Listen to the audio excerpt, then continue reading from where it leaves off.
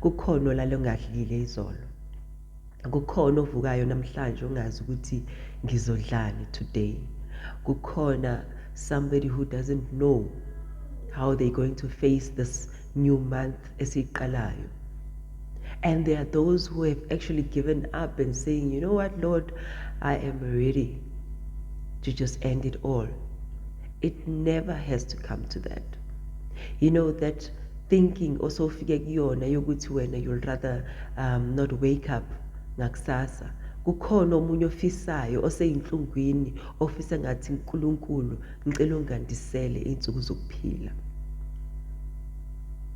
May we learn to be patient with ourselves and also sazi umehluko between abantu abasifisela ukuhle nokubi.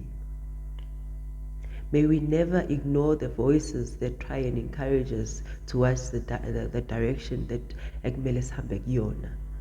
May we never ignore